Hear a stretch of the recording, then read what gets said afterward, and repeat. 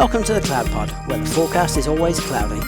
We talk weekly about all things AWS, GCP and Azure. We are your hosts, Justin, Jonathan, Ryan, and Matthew. Episode 356, recorded for May 26th, 2026. Holy Labor Displacement, Batman. The Vatican weighs in. Good evening, Ryan. How you doing? I'm doing well. How are you? Good. You know, we're missing some hosts tonight, but that's okay because it's not always possible to get all the stars to align. Just like you guys did it without me last week, which you guys did a great job. Despite you guys all telling me it was terrible, and I only have about 18 minutes left of it, but what I listened to so far is pretty darn good. Other than I don't know about that Philip K. Dick show title, and then you guys trying to explain it was a bit weak. Yeah, right. I was like, I'm not sure most of the audience is going to get this reference, but I did, and so I chuckled at it. Which, if I'm your audience, which probably I'm one of the main audience people, then it's fine. It works out just fine. I don't know. I hope our audience rode along with us on that one. It is a little obscure, I admit, but it's sci-fi. It's sci-fi. It's good. There's I don't know. Did you see Project Hail Mary? Oh, yes, I did. Yeah. It was my favorite book, might be still my favorite book, and now might be my top 5 movies. Yeah. It's an amazing book. And so when they said they were gonna make this into a movie, and I liked his prior movie before that too, which was the Mars one with Matt Damon. Yeah, The Martian. Yeah. The Martian, thank you. That book was also one of my favorite sci-fi books when I read it. So I was very excited, and they did a great job really keeping that book. I was terrified, and then they announced Ryan Gosling, and I was like, oh no. And then I take back every negative thing I ever thought, because it was amazing, and he did an amazing job. They got the humor, they got all the points. I think they did a great job. So highly recommend. If you're also looking for another book recommendation here in Book Corner, I've been reading this book series called Dungeon Crawler Carl. It's kind of amazing. Oh, okay. It's 8 books. I've only halfway through it. But basically, this is going to sound crazy, and you just got to go with me on this journey, okay? So basically, it starts out very Hitchhiker Guide to the Galaxy. Basically Earth's getting destroyed by aliens because they need our whatever. All these people disappear in the middle of the night, but if you were outside, you lived, and then you got to go into the dungeon. And they basically have created a RPG style multi-level world where you basically, as an Earthling, now try to survive as survive to the end. And if you do that, it's like Hunger Games style, and you make a lot of money. But he goes into this with his girlfriend's cat, whose name is Princess Donut. Nice. And through the power of alien science, she can talk now. And so, but it's fantastic. It's just a lot of zanky fun of them killing things in the dungeon, and him being angry at the aliens for destroying Earth. And it has a bunch of twists and turns, but it sounds like a bit of a fever dream. And when I first someone else told me this book, I was like, I don't know. And I read the first book and I was hooked. So all right. Yeah. It's definitely not Andy Weir level, seriousness, but it's still fun. All right. No, I'll check that out. That sounds fun. Yeah. All right. Anyways, we can get off of Book Corner now, I guess. If only we were sponsored by Audible, right? Exactly. Yeah. Or we'll reach out. I think we have a code that we could give for that, but that's such a racket these days. It's you get no money for Audible recommendations that I wouldn't do it.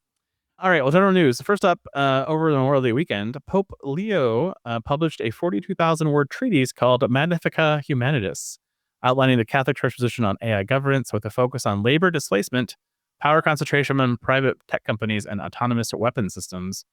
Apparently, Anthropic co-founder Chris Olah was invited to participate in the Vatican's AI encyclical event and publicly acknowledged the large-scale human labor displacement from AI as a real possibility, framing support for displaced workers as a moral obligation.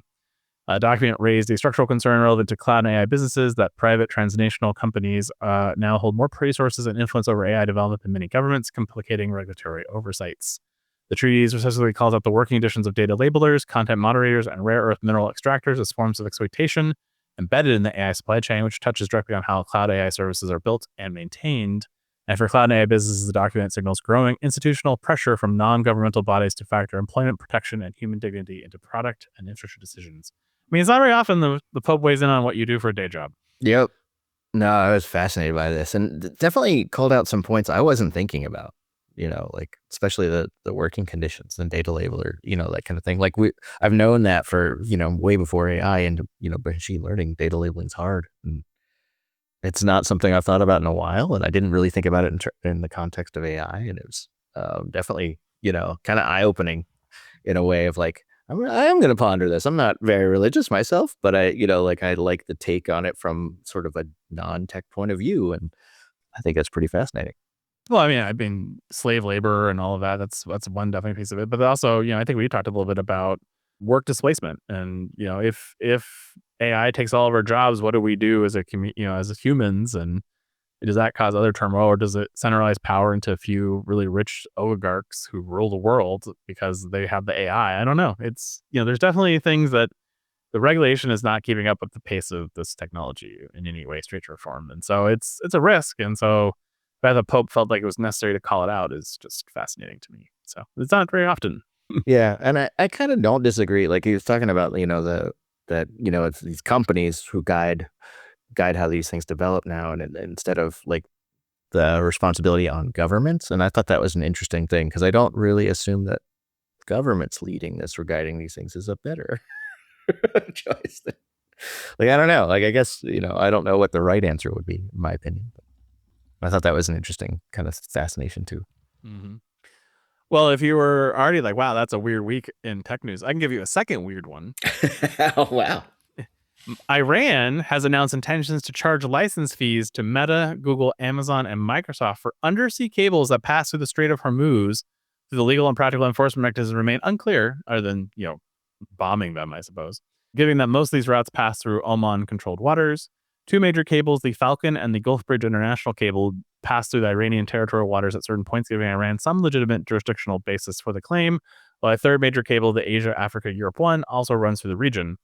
Iran state media has gone further than the initial announcement, proposing that Iran holds exclusive rights to repair and maintain subsea cables in the area, which would create significant operational dependencies for cloud providers relying on those links.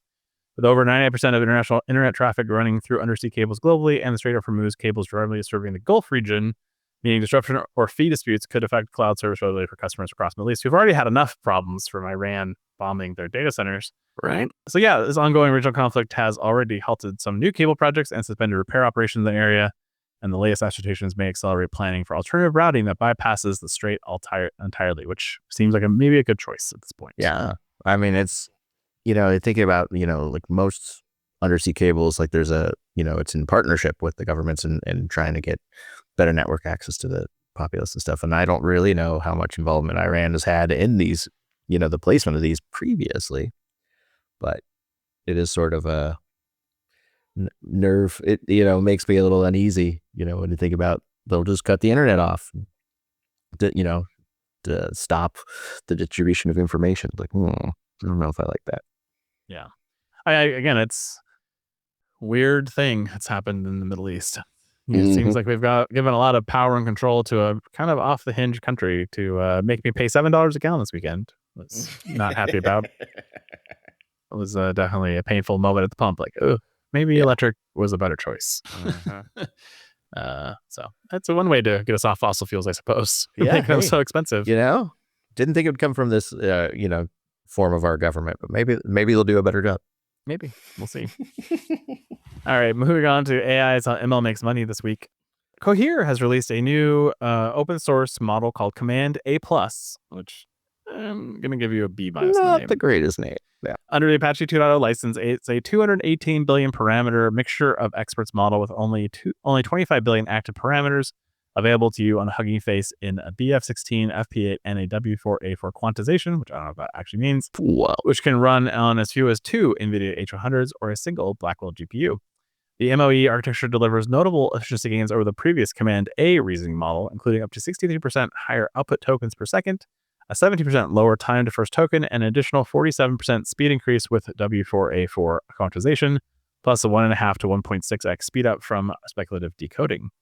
Benchmark improvements are substantial in agentic tasks, with tau squared bench telecom scoring jumps from 37 to 85%, and terminal bench hard agentic coding from 3% to 25%, alongside 20 to 30% improvement in agentic question answering and spreadsheet analysis.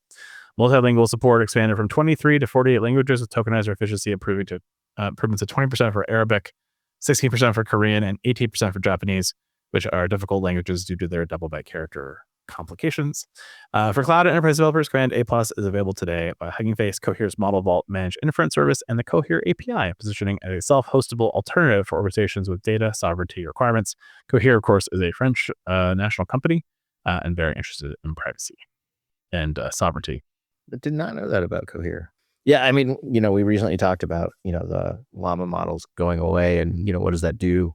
So I'm happy to see other models like we were hoping for, fill that gap in terms of having, open source availability and things that you can run on your own hardware.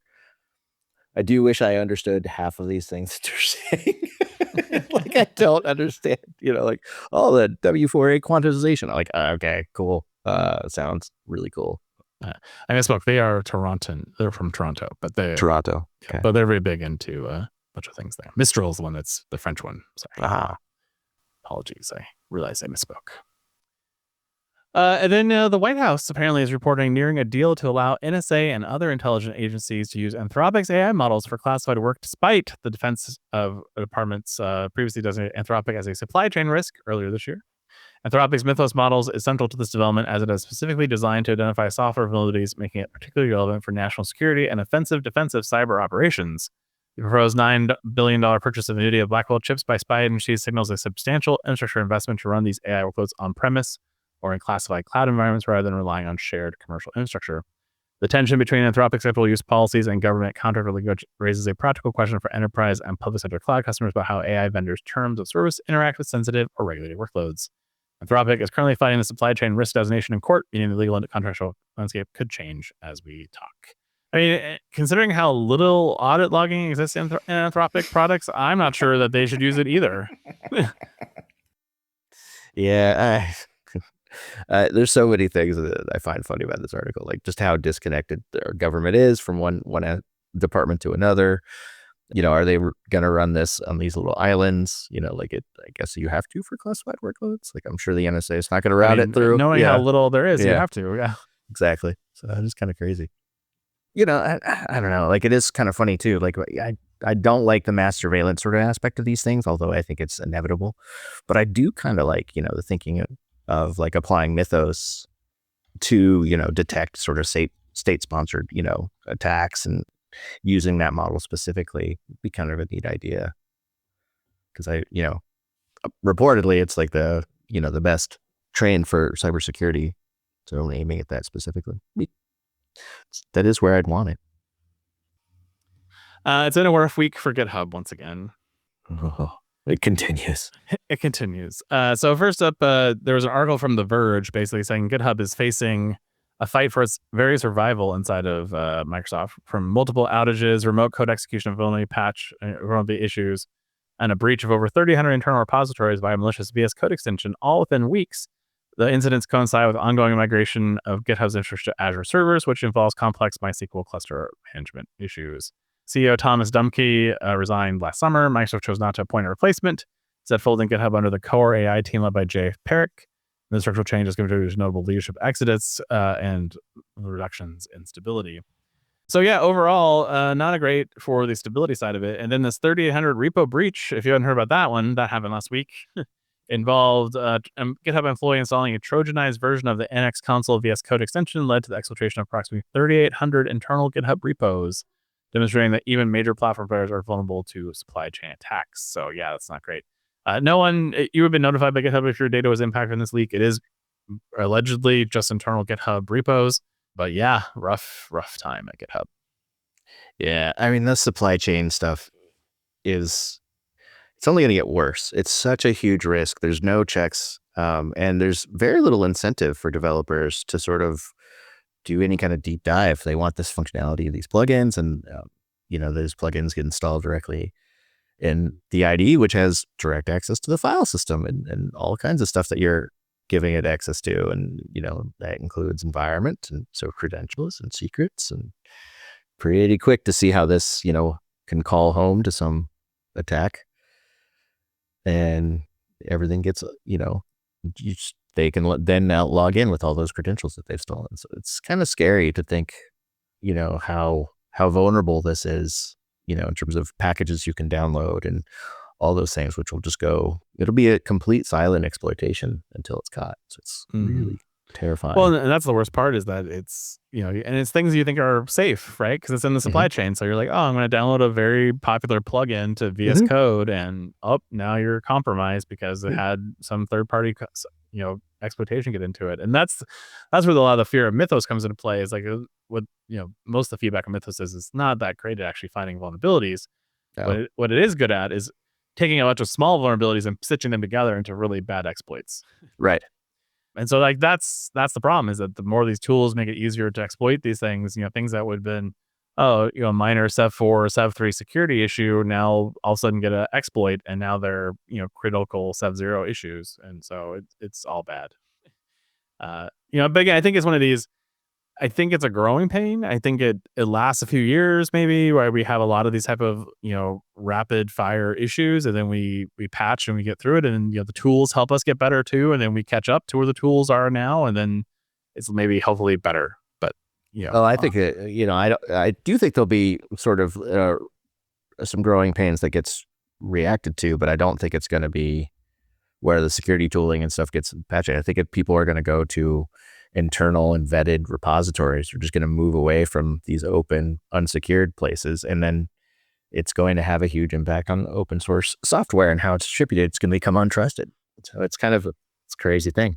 But then does it become like, oh, well, now it's such a hassle to maintain all these private repositories. So then, you hire a third-party SaaS company to help manage all your third-party repositories and do this allegedly, and then they get compromised. Like it just, Oh yeah. No, I mean, it's turtles all the way down, but it's also like, they're going to have AI fork all these things and remove all the installer code from these binaries, build them from source, and in order to make them secure, and then have this, basically the product that you're signing up to is going to be the promise of security, right? So it's really become, they're the people who you hold liable when they don't. Precisely. So, yeah. Insurance and cybersecurity is going to become a big issue probably in the next 12 to 18 months if these type of things continue, because cybersecurity insurance has existed for a long time. It's had a reasonable amount of claims, but these claims recently have been pretty big. Yeah. So suddenly it's the same problem you have when there's a lot of forest fires in your state where insurance companies don't want to insure you anymore. Yeah. And that could cause other ripples in the industry too. So that can be interesting. Yeah. Well, insurance as a concept doesn't work if there's a whole bunch of claims, right? Exactly. It's a problem. So yeah, it's the same thing with cybersecurity insurance for sure.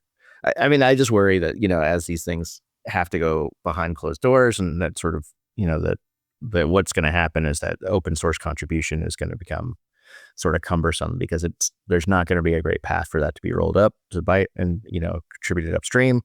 And then also like anything to be sort of adopted by these private repos, most likely is going to be, they're going to have to do the whole, pro con, does it have enough traction to even bother having AI port it, that kind of thing. So I think if it's little and smaller, it's going to be harder to get out there. So that's a problem.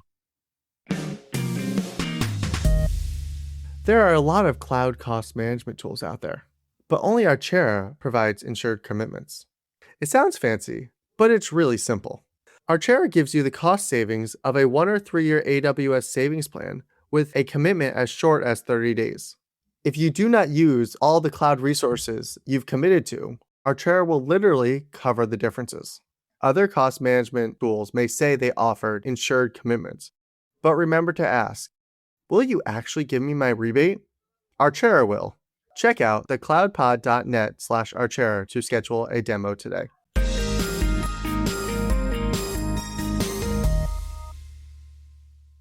All right, introducing AWS features this week. Extend DB, an open source DynamoDB compatible adapter with pluggable storage backends. Extend DB is being released under Apache 2.0 project and implements the DynamoDB wire protocol with PostgreSQL as its first storage backend, allowing existing DynamoDB applications to run without code changes by simply swapping the endpoint URL. The primary use cases are local development, CI/CD pipelines, and on-premise or air-gapped environments where the managed DynamoDB service is not available to you. The airline industry has an example of illustrating how gate and onboard systems need DynamoDB compatible access patterns during networking outages. ExtendDB is written in Rust and compiles to a single binary with no external runtime dependencies, and its storage layer is defined as a Rust trait, so traditional backends like Apache Cassandra can be added without modifying the core. This is a .1 early stage release, so listeners should treat it as a development and experimentation tool rather than production replacement for DynamoDB, and keep an eye on it over time. Since XNDB uses PostgreSQL as its backend, teams get familiar operational tools like pgdump, replication, and point-in-time recovery. They also take on full responsibility for database availability and maintenance. So yeah, you don't get that SLA out of the box. Yeah. I mean, it's sort of funny because like, when you first start using DynamoDB, you're looking for any kind of extraction where you don't have to learn how to use DynamoDB. It's kind of got a large learning curve. But once you get over that, then you're taking advantage of all the benefits of managed services. So it's kind of, I like the local aspect and having sort of an option to use DynamoDB that doesn't require direct access to the cloud providers, but it is. I definitely smirk when I read this. I mean, wasn't some of this already available? I thought there was something like this at one point. Am I just crazy? I mean, I'm sort of surprised that this is the first. Like, I thought there was a mocking capability or like some other local concept you could run like not a production level DynamoDB, but it was definitely like a development type version.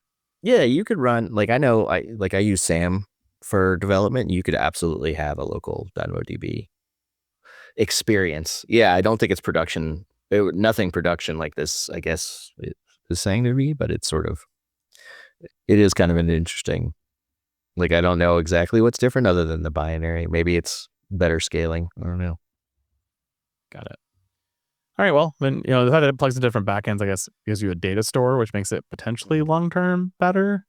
But yeah, it'll be interesting to see what people think. So yeah, I'm pretty sure the SAM framework, there's no persistent storage, right? It's just part of your testing. All right. AWS is launching a local zone in Istanbul, extending AWS infrastructure into Turkey to support low latency workloads and local data residency requirements without needing a full AWS region. Which again, based on all the ones that got recently hit, having another region in the area or local zone even is maybe a viable option for you. I assume this is tied back to a primary EU instance. So region as its home. Yeah, you hope it's not one of the ones in one of the It's definitely not any of the ones in the UAE, I'm sure. Yeah. But yeah, good to see. Yeah. I wonder if it's in direct response or if that was just there's data sovereignty concerns and so on. No, I'm sure this is already in flight. I don't know about the data sovereignty particularly there, but this is definitely already in flight. Yeah.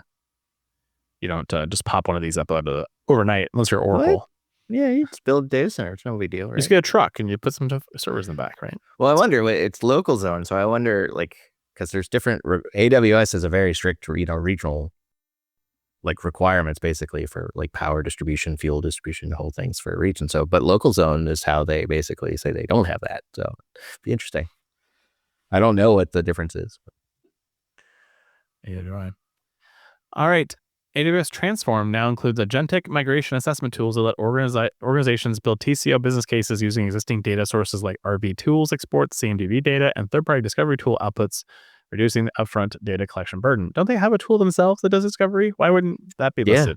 No, wasn't that Transform? Like, Transform, I thought, did that. Yeah. What if scenario features allows teams to compare migration paths with customizable assumptions around region selection, resource utilization, and service mapping, covering cost modeling for EC2, FSx, S3, SQL Server on EC2, and virtual desktops. Beyond pure cost analysis, assessments can now incorporate cloud value framework pillars, including staff productivity, operational resilience, business agility, and sustainability, giving organizations a broader justification framework for the migration decisions. You're making a lot of assumptions about staff productivity without asking a lot of questions. Yeah. And so that's interesting. A feature is available to you in all AWS regions where AWS transforms that. This is what I always wanted these tools to be, was like a more smart AI type version of them. So I'm glad to see there's something here. But these tools always kind of let me down at the end. So until I get a chance to test them out, jury's out. Yeah, no, exactly. Like I've always wanted these things to be more and work better. Maybe the additional of the agentic, logic on there will make it be that extra thing. But I wish they were just a little bit more. I just wish they worked, I guess. Like I want the promise that they provide, and it never sort of pays off. You always have to do the hard work yourself. Yep. AWS Secrets Manager is adding managed external secret support for Datadog vended keys and Snowflake programmatic access keys. This basically allows the service account credential pairs plus Snowflake programmatic access keys to be added directly into AWS Secrets Management by those services without having you handle the key in the middle. The Snowflake integration includes a configurable grace period during token rotation, which allows applications to continue using existing tokens while transitioning to new ones. That serves interruption. And these additions expand the managed external secrets ecosystem to 6 third-party integrations, joining BigID, Confluent Cloud, MongoDB Atlas, and Salesforce, giving teams a centralized rotation workflow across multiple SaaS tools. I mean, the ones before Confluent Cloud and MongoDB Atlas were like super integrated partners. So this is always kind of like, this is a cool idea. I'm glad it's coming. And I hope more vendors get this very quickly, because make this easy for vendors to onboard to, please. And then you can charge them the ridiculous price you charge for secrets. Yeah. I mean, but on the plus side, like, so many integrations are, there's so many API keys that are static and provisions that, have been used for integrations forever, especially in third party. So I love seeing stuff like that where now you can have, temporary credentials and vended credentials and with all the benefits of rotation. So this is a great pattern that I hope continues to grow. Me too. Any particular vendor you'd like to get this one soon? Oh, I mean, like Snowflake is a big one. Databricks is another one where you're accessing a lot of these tools that are third party.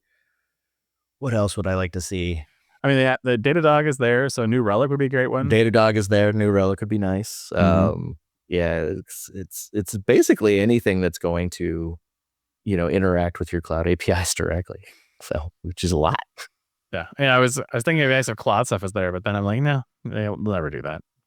It was funny. Corey Quinn was ranting on Twitter this afternoon about, like if you went and bought a cloud cost solution and they told you need to give them the root credentials to get any cost visibility data, you would lynch them. Yeah, that's what Anthropic's asking you to do as an enterprise customer. And I'm like, yeah, I know, it's bad, isn't it? Yeah, they're it's just not ready yet. I don't know. Like maybe for smaller little businesses, like. The problem is they haven't invested in that in the right way. They've outsourced all that to WorkOS in my mind. Yeah, if you set up single sign-on, it's WorkOS. And so I imagine that most of what I see in the admin console is just WorkOS capabilities that they've been able to stitch together. And unless someone forces them to do something, and those people have to be spending so much money, I just don't see them prioritizing those features. So they're not cool, and those aren't cool agentic features. Yeah, you're right. They're cool auditing and compliance features that I have to have. So yeah. Well, I mean, I think that there's going to be like the security features being enterprise only, has sort of been a long history, and the reason that exists is because enterprises have the money to pay for it. So I think the market can sort of dictate that. It's not fun and sexy, but I don't know what they've done like on the back end to make it as difficult as it is. There's so little visibility, and then there's such different patterns between all the products. Like if you're doing chat, it's one way. If you're using Claude Code, it's a different mechanism. Now with Cowork, it's even the other, they added a third one. Why would you reuse any of the other patterns? So it's just sort of this weird mix of things you have to do to manage this for an enterprise. Agreed. And then finally, our last Amazon story of this week. Agent Watch is a new open source ambient monitoring agent built on top of Bedrock Agent Core runtime that automatically checks CloudWatch metrics, logs, and alarms every 15 minutes across multiple AWS accounts and posts structured reports to Slack, reducing the need for manual dashboarding reviews. The solution introduces 3 human loop patterns called notify, question, and review that determine when the agent acts autonomously versus when it pauses to ask for human input, particularly relevant for teams concerned about AI agents making unsanctioned infrastructure changes. Technical Stack combines EventBridge for scheduling, Lambda for orchestration, Cognito for OAuth 2 authentication, Bedrock Claude Sonnet for natural language summarization, and API Gateway for Slack/command integration, making it a practical reference architecture for teams building their own agent-based tooling. And Agent Watch supports on-demand queries through Slack/commands in addition to scheduled reports, allowing engineers to ask natural language questions about current infrastructure state while switching to AWS console or writing CloudWatch queries. Sample code is available to you on GitHub. And I mean, honestly, Amazon just write this as a real feature. Right. But I mean, good start. I mean, I always appreciate these kind of quick starts. Yeah, it is. A, to see how they would design it. That's always interesting. And then number 2, how do we get what we need? So. Yeah, I mean, this is, I like these patterns. I like, it'll stop me from probably developing my own version of this, right? Which is also a nice thing. And so, yeah, if they make it into a real product, that would be even better. But also keep the customization where I can add my own agents to it. Be very nice. Great. All right, let's move on to GCP. Google's releasing Agent Executor, an open source runtime for managing long-running AI agent workflows available to you in preview. It addresses production and reliability problems like agent crashes, disconnections, and state corruption that become serious issues when agents run for hours or days. The runtime includes durable execution via event logs and snapshots, secure sandboxing for multi-tenant isolation, and a single writer architecture to prevent session state conflicts. These are particularly relevant for enterprises running agents that generate code or handle sensitive user data. A notable capability called trajectory branching lets developers checkpoint and fork an agent's decision path to test different outcomes without losing prior context, which is useful, of course, for evaluation and debugging workflows. Agent Executor pairs with Agent Substrate, a new open source Kubernetes extension announced alongside it, designed to handle hundreds of millions of registered agents and sub-second tool calls that would overwhelm the standard Kubernetes control plane. The runtime is designed to be harness agnostic and supports LangChain, LangGraph, ADK, and the agent-to-agent protocol.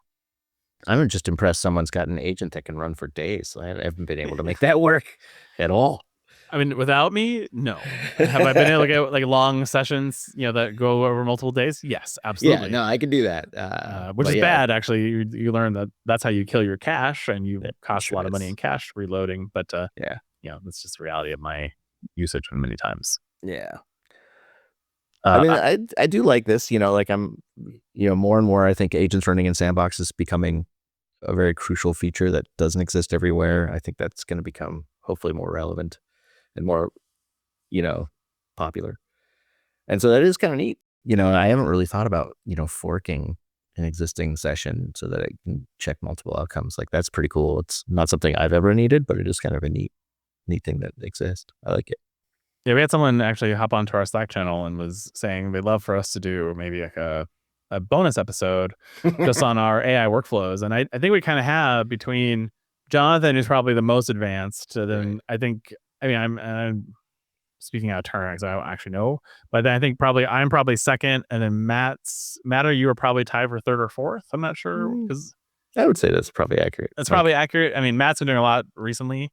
He's had some additional free time that you haven't had, but you've also been doing some cool projects, not cool projects, but projects that required you to move very quickly that you're using AI for. So I'm sure that we all have good use cases and some best practices. So I'll try to get that set up. We'll maybe record a bonus episode to talk about our workflows and what we're doing. And everyone's going to be amazed at the crazy that Jonathan does.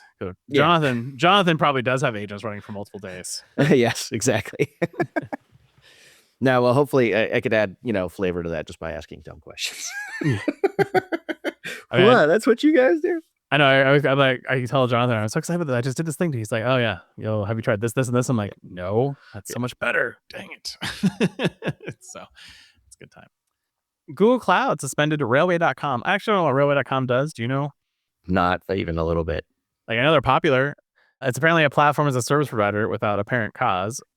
Canceling accounts, resulting in a customer-facing outage that affected Railway's downstream users and highlighted a risk of automated account suspension systems. The incident raised practical concerns for GCP customers with a lack of human review process before account suspensions are triggered, particularly for infrastructure providers whose own customers depend on continuous uptime. Cloud providers across AWS, Azure, and GCP have automated fraud and abuse detection systems that can suspend accounts with little warning. And incidents like this underscore the importance of customers maintaining multi-cloud or backup strategies for critical workloads. For businesses evaluating GCP as a primary provider, this event points to the value of negotiating enterprise support agreements that include dedicated account management and escalation paths before outages occur rather than after. Pricing context is not available from the provided data we had, but why this is down and why it's been an issue, I don't really think they've answered that yet. Yeah, that is kind of a weird thing. You don't really like people shutting stuff out without cause. Like, no one wants that for their own platform. I do think, like, quickly looking at Railway's website, it's we're sort of reselling the cloud in a way. So that is sort of an interesting, but sort of model on top of that. But I mean, if you're a large company and you're saying, hey, we don't like what you're doing and we're going to shut you down for breaching terms of service, you typically reach out to them. Yeah. Have a little conversation first, right? Yeah. Exactly. I mean, it's definitely a neat idea, but they basically said, after this, we're done with GCP. We're not going to run any of our, core infrastructure on GCP. Of course, we're going to help people still do things with other clouds that they have to do, but they're like, we couldn't even reach an account rep to fix our issue. So yeah, that's bad. I mean, this is really the problem with Google in general, is that their enterprise support capabilities are really lacking, and they've been lacking for a long time. Like, it's, I I spent a lot of money with AWS and I spent a lot of money with GCP. And I can tell you that a lot of money I spent with AWS got me a lot further with, prioritization and getting the support I needed than I get with GCP, which is kind of crazy. They don't seem to have the same infrastructure on the back end, like from my outsider's point of view. And I don't know, like Azure, maybe it's just we've got spoiled by AWS for so long, but in terms of like, the ability to sort of put in feature requests and have that tracked and visible and having the right person to talk to at all times, and just seems a little bit better. But you and we had a great conversation when we were at Next with this one product manager. And before I went on vacation, I pinged him. I said, hey, it's been a couple of weeks since Next, and you were supposed to follow up with us on these couple things that we're really excited about. And then, I got back from vacation thinking I'd have something in my mailbox. Nothing. Crickets. So I had to ping him again and, escalate and all that. But like that happening on AWS Watch, never seen that happen. Now on Azure, I think Azure and Google have kind of the same problem where they very much depend on partners to be effective. And Azure, you live and die by how good your partner is. It's a little different on Google. It's not quite as bad, but it's still there. So but I definitely wish they would get more enterprisey in some ways if they want to be serious in the space long term. And I think these type of stories from Railway and others who are like Google just kills and deprecates everything makes it hard. I mean, even in AI right now, models. I just got a bunch of notifications this week about models, preview models being deprecated, and you have until July 9th. I'm like, it's May 27th. There's not a lot of days between here and here to now, replace this one with another one. Now you should know that AI is moving fast, so you shouldn't rely on it, but that's not how enterprises work. Yeah, no, I mean, software, life cycles, using AI, it still has to go through all the same like checks and bounce from team to team. Well, and models act different. Like it's not like oh, we're just deprecate. We're going from Windows, from SQL 2023 to SQL 2026, right? Like there's the core fundamentals are the same. There's some new riffraff on the outsides, and maybe they change the tuning engine, or maybe they change things. You need to do some testing, but like the fundamental, you do this query, you're gonna get the same data. And AI doesn't work that way. Yeah. And there's no the testing framework is very minimal, right? And so how do you test that the responses are within the boundaries? How do you set a boundary? How do you even do that? Like there's a little bit of tooling that's been announced here and there, but it's still very people intensive right now. So not something that's quick. So I wish they gave more time for that for sure. Yeah.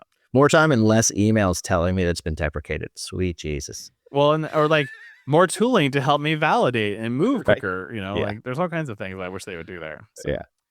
Well, after recording last week, Google I/O happened, I believe, and they had lots of features. There's a blog post here you can check out. 100 things they announced. We're not going to cover those because Ryan will fall asleep. Yeah. But basically, Google Anti-Gravity 2.0 is now the centerpiece developer announcement from the thing, positioning itself as an agent-first development platform with a standalone desktop app, CLI, and SDK. I thought they were just doing IDE, but I thought they rolled a CLI too. Was kind of interesting. Enterprises can now use Anti-Gravity directly to connect to Google Cloud projects under existing enterprise terms, with Gemini enterprise customers getting access in the coming months. Gemini through High Flash is now generally available through Anti-Gravity, the Gemini API, and Google AI Studio and Android Studio. So that's nice. Apparently faster in Terminal Bench 2.1 and MCP Atlas. And if I knew what those were, I would tell you why that's cool, but I don't. But the numbers are bigger, so the numbers are bigger, yeah. Right? I mean, that's one thing about these benchmarks. I need to probably figure out some ones that we just track. Yeah, maybe model to model. So it seems like there's different ones every article. Well, that's the thing is they're all using different ones, and they all have these big jumps. Like from 10% to 85%, like because you train the model to beat the thing, or So I think we as CloudPod hosts owe our listeners to go find some maybe generic standard ones that we can just use as kind of our benchmark. Managed agents in the Gemini API let developers provision a remote Linux environment with a single API call, handling reasoning, code execution, file management, and web browsing in an isolated sandbox. So if you need that, you get sandbox environments. The Google AI Studio now supports building and publishing native Android apps directly to Google Play's internal test track, with the first 2 app deployments to Google Cloud offered at no cost and no credit card required. You will still not make an Android app or use an Android phone, but that's cool if you would need to do that. Gemini Spark is a new always-on AI agent running on Google Cloud virtual machines. That's available to you. It connects to workspaces like Docs, Gmail, Sheets, and Slides, as well as third-party apps like Canva, because Ryan loves agents that just run around touching things without you interacting. Just give them access to everything. Why not? Yep. They're also expanding SynthID watermarking and C2PA, which I think is child pornography content credentials for Chrome and search, allowing users to verify AI-generated or altered images at the point of discovery. And AI ultra pricing got a price cut. So you're now down from $250 to $100 per month or a $200 a month plan, very much matching what Anthropic and OpenAI are doing. So that's obvious move for their part. Yeah. I mean, it is interesting. They centralize branding on Gemini Enterprise, like rebranding Vertex AI. And then now they've got, and they launched Gemini CLI and now they introduce a new one. So like, okay, cool. Like, that's fun. Like I so don't get some of the stuff that they're doing, but all right. I don't care. I don't care about Android phones. So sorry, Yeah. Matt. And Matt's not here, nor Jonathan, who are both Android users. So yeah. As the two iPhone guys, we don't care. We don't care at all. Yeah. Our WWC is in a few weeks, then Ryan and I don't care, maybe. Yeah. So I had a lot of friends work the conference, and so we got to nerd out about some of the lighting rigs and stuff. That's as much as I cared about it. Yeah. That's always a fun thing with Ryan when you go to concert stuff is Ryan knows a lot about lighting. So yeah, it's fun nerdiness that he's got. Totally. All right, let's move on to Azure, which Matt's not here, so we killed a bunch of these stories, but we kept only the best. First up, Azure Storage now supports blob to blob container migrations and general availability, allowing customers to move data across regions, subscriptions, and accounts without deploying or managing any infrastructure. The service is agentless and fully managed with built-in job tracking, resumability, and parallel execution support, which reduces operational overhead typically associated with large-scale data migrations. Performance is rated at multi-gigabit transfer speeds depending on workload and region topology. I mean, so like there's multi-region write buckets in Google, which is, I think, awesome, as long as those pairs are the pairs you wanted. Yeah. Because you can't create custom ones. And so on both S3 and on now Azure Storage blobs, you get this ability where you can have this thing in the middle that just moves things. And then even on Google, they've now announced transfer service, which also does something similar. So it's a bit of a me too for Azure on this one, but I'm glad to see it. Yeah. Other than the blobs are moving. Yeah. I mean, but they didn't release pricing information, and for these types of migrations of big data things, like I think that's key that they need to announce that, because it's, like, great, I can do this thing, but you're going to charge me a mint, and I didn't know. Like, you gave me this price, and then when I actually measure that out to the petabytes of data moving around, I don't really understand that cost. Like, you got to make that really clear. Mm-hmm. Yeah, this is moving lots of data and blobs is a good way to burn your bridge on your 100%. finance team. So it's moving from different tiers can cost you a lot of money. Moving from different regions can cost you a lot of money. Like, there's definitely a lot of sharp edges in storage migration. So be careful about some of that. I mean, a lot of cases, even just availability zones, there's a huge network charge, right? Like, at this point, I thought we would finally get away from AZ to AZ cross charges on things like AWS, and like still paying it. Yeah. It's like so you're telling us that we can't trust a single availability zone, but you're going to charge me to go across it. So I don't know. It's sort of, I go back and forth, like having set up, metro rings for data centers and stuff. Like, there's a huge capacity problem. Like, it's hard to actually get that together. So it's like, I do kind of understand it, but it is sort of tricky, especially when you get bit like by like, oh no, like what, like having like an Elasticsearch cluster or a Ceph cluster or something that's like super chatty, and you want your nodes distributed across AZ. So you're like, oh no, what have I done? Yeah. All right. Azure app configuration now includes scorecards feature in public preview that gives teams a telemetry-driven view of how feature flag variants are performing in production, pulling data from application insights without requiring manual dashboard comparisons. The core value here is connecting feature flag management directly to production signals so teams can make rollout, optimization, or deprecation decisions based on actual usage data rather than guesswork. Scorecarding lets teams compare variants against key performance indicators and detect potential issues introduced by new feature behavior, which is useful for organizations running A/B tests or gradual rollouts at scale. I mean, this is cool. I like the conception of this. Like, you use a scorecard, which, if you're not using scorecarding to measure maturity and services between each other, I do highly recommend it. And this is, basically, how do you make your rollout process AI driven or data driven? And this is a great way to do that. So you can take your data from A/B tests or gradual rollouts and compare to the scorecard, and scorecard metrics aren't deteriorating. Now you keep going. So this is good job, Azure. I appreciate this one. Yeah. I mean, if scorecarding is actually fully featured too, because this is very focused on, releases and feature flag and the score of it, which makes it seem like this should just be part of the Azure app configuration product. But yeah, like if it does actually do the full sort of analysis of like and scoring of a service that you're running through this, would be great. But I don't know. Yep. And then our final story this week, Microsoft is announcing Azure Linux 4 at Open Source Summit North America, marking its first general purpose Linux distribution available to all Azure customers as a VM image, not just AKS users as with the previous 3.0 version. It is Fedora-based, open-sourced on GitHub, and purpose-built for Azure infrastructure with minimal package footprint and no graphical environment planned. The release splits into two distinct products, Azure Linux 4.0 as a general-purpose VM image for cloud workloads, and Azure Container Linux as a hardened, immutable container hosted based on Flatcar Container Linux with no package manager, designed specifically for AKS container hosting. Microsoft is positioning Azure Linux as a supply chain security play with curated packages, monthly security patches, and a commitment to rapid CVE response outside the standard Patch Tuesday cycle. Windows subsystem for Linux support is planned. Developers can run Azure Linux locally on Windows 11, giving teams a consistent environment between local development and cloud production workloads, which I think that's probably the coolest feature of all of these. Seriously, yeah. Do not have to be forced to use Ubuntu or a Debian package or you get Red Hat in WSL right now. I don't think you can. I don't know. I'm not a heavy Windows user, so I try not to be too. I always have I hit the rough edges, and I'm like, I'm going back to my Mac. Mm-hmm. Microsoft noted that over 2/3 of customer cores in Azure already run on Linux, and that Microsoft 365, GitHub, and Azure supporting ChatGPT all run on Linux. The Azure Linux 4.0 is positioned as a batteries included option alongside 8 existing endorsed distributions with no change to partner relationship with Red Hat, Canonical, and others. So that's nice. Yeah, and I mean this is huge. Like I do like that they're talking about like how much Linux workloads run in Azure, because that's always been the reality. But I felt like, especially in the early days, that it was sort of this hush hush, sort of like, oh no, it's very Windows focused, and it's just not the reality in cloud and SaaS applications in general. So this, is first party support for an operating system, which is nice. I think that's great. I love minimal images, and usually the cloud providers, like providing the curated images, they're very slim and easy to support. So I do like that a whole lot. It's cool. That's great. Mm-hmm. Well, thank you very much, Ryan. It's been a good episode as always. Yeah. Thank you so much. Yeah. Bye, everybody. Bye.